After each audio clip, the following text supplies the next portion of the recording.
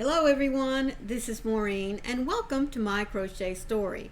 Today is Saturday, March the 16th, and I am here to show you the progress on my granny square sunflower purse bag. Still haven't figured out what I'm going to call it yet.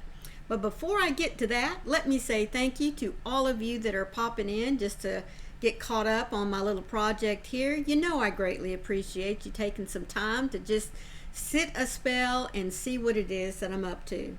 If this is your first time here, welcome into you as well. I'm so excited that you decided to stop in and see what my channel is all about. I do hope that you'll stay to the end of the video and be sure to take an extra moment to go look at all the other content that I have on my channel, and I really hope that it'll lead you to hit that subscribe button down there in the corner and look for the bell with the little hugs on the side, because it'll let you know every time I upload some content.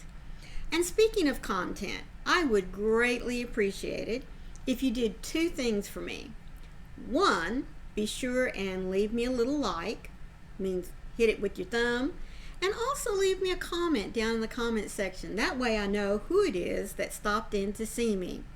The second thing that I ask, would you please share out my video to your family and friends, because you know, the more it gets shown, the more ideas and constructive criticism I can get, so that I can continue to grow my craft, hone what it is that I am working on, and make a better product.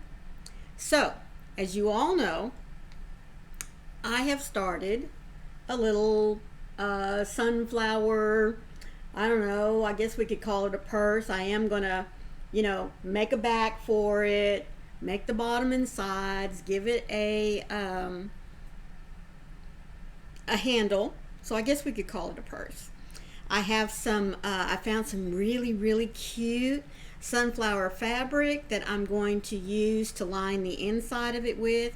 I'll also be using some crafter's mesh, you know what I'm talking about, the embroidery mesh, to shore up the sides and the bottoms, give it some structure, you know, so that it doesn't just flop all over the place.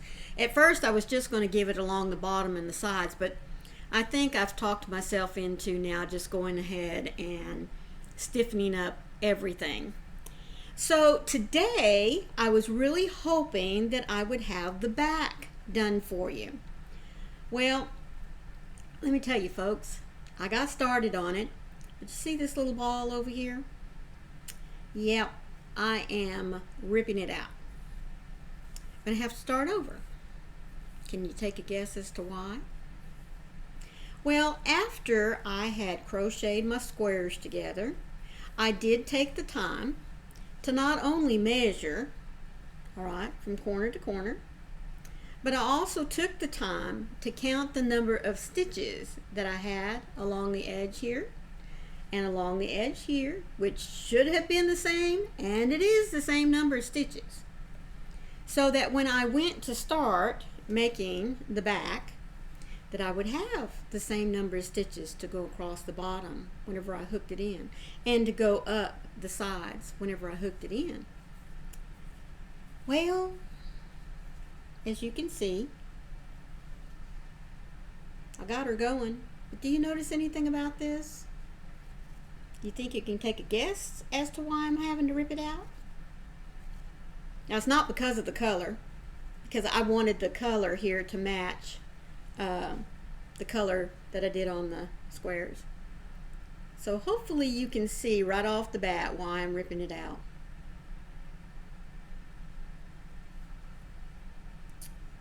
There you go.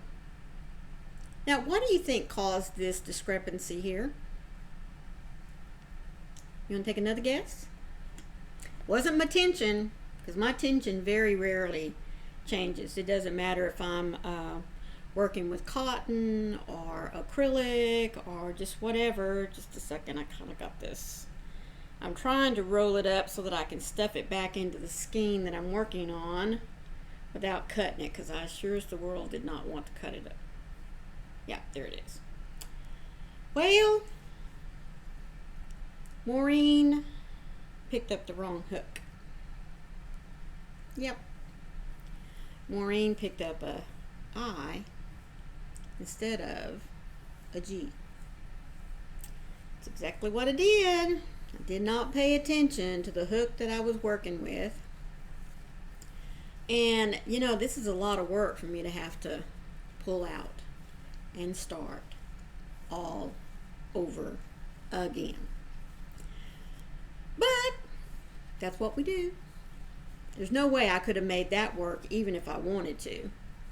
Now, my husband, bless his heart, I just love him to pieces. He said, well, can't you just make the front there bigger? No. I said, sure you can. Just put a few extra rows around the outside of it. No. I was already so mad that I had made this monumentous boo-boo. But it's all right, because we live and learn, don't we? Yeah, that's what I get for assuming. Yeah, just messed it up big time. But that's okay, because we do learn from our mistakes, like I said. Maureen will remember next time to don't assume. If I can't remember, then make myself a little swatch and make sure that it gauges up right. Or, you know, I could have just gone into my little book where I write down my patterns whenever I'm making something up and look to see what hook it was that I made the squares out of. Don't you think that would have been easy too? No. I was going to rely on my memory. Well, look where that got me. So anyhow, I'm going to sit here and I'm going to get this ripped out, balled up. I'm going to start all over again on the back. So, not much to show you this week other than I just boo-booed and boo-booed big time. But like I said, that's all right. Live and learn, and that's exactly what I'm doing. I'm living and I'm learning. Oh, shoot. Well, folks, thank you so much for being here. I just wanted to get on and tell you that wasn't going to be much for you to see today because I'm ripping her all out. But again, thank you so much for being here. I always appreciate your time. Be sure and leave me just a little comment in the comment section, even if all it is just a hi, so I'll know who it was that stopped in to watch me.